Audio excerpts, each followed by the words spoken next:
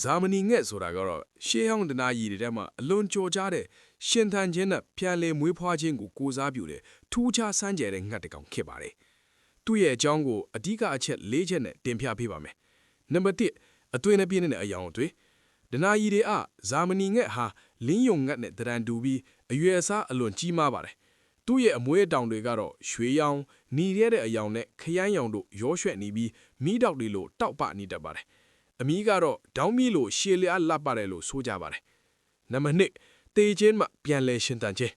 ဇာမနီငှက်ရဲ့အထူးခြားဆုံးအချက်ကတော့သူဟာဘယ်တော့မှအပီးတိုင်တေဆုံးသွားခြင်းမရှိတာပါပဲ။နံပါတ်3ဇာမနီငှက်တစ်ကောင်ဟာအနှစ်900သို့မဟုတ်ထောင်ကြီးအသက်ရှင်ပြီးနောက်အိုမင်းလာတဲ့အခါတစ်ချံပုတ်ခောက်တွေနဲ့အတိုက်တစ်ခုပြုတ်လို့ပါတယ်။အဲ့ဒီနောက်နေရောင်ကြီးကတစ်ဆက်အတိုက်ကိုမီးတောက်စေပြီးသူကိုယ်တိုင်မီးလောင်ကျွမ်းခံပါတယ်။မီးလောင်လို့ထွက်လာတဲ့ပြာပုံတွေကနေဇာမနီငှက်အသစ်ထွေပြန်လဲမွေးဖွားလာပါတယ်။ဒါကြောင့်သူ့ကိုမသေးနိုင်သောငှက်လို့ခေါ်ကြတာပါ။နံပါတ်3ကွဲပြားခြားနားသောယဉ်ကျေးမှုများ Greek နဲ့ Roma သူတို့အတွက်ဇာမနီဟာနေနံမင်းနဲ့ဆက်ဆက်နေပြီးခွန်အားနဲ့ထာဝရရှင်သန်ခြင်းကိုပြပါတယ်။တရုတ်ဖုန်ဟွမ်တရုတ်တနာကြီးမှာတော့ဇာမနီကိုဖုန်ဟွမ်လို့ခေါ်ပြီးကံကောင်းခြင်းငိမ့်ချမ်းခြင်းနဲ့မိန်ဖိုးသိုးရဲ့တင့်တယ်ခြင်းကိုကိုးစားပြုပါတယ်။အီဂျစ်ဘေနု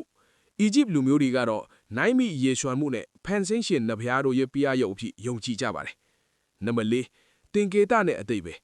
ဇာမနီငှက်ဟာခေတ်သစ်လောကမှာလည်းအလွန်အရေးပါတဲ့တင်ကေတတစ်ခုဖြစ်နေစေပါ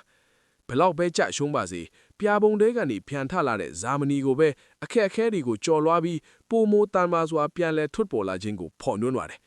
စိတ်ဝင်စားစရာအချက်ကတော့ဇာမနီငှက်ရဲ့မျက်လီဟာဒဏ်ရာတွေကိုပျောက်ကင်းစေနိုင်တဲ့အစွမ်းရှိတယ်လို့နဲ့အချို့ဒနာဟီလေဥပမာ Harry Potter ကဲ့သို့သောဝိထုများမှာဖော်ပြလေးရှိပါတယ်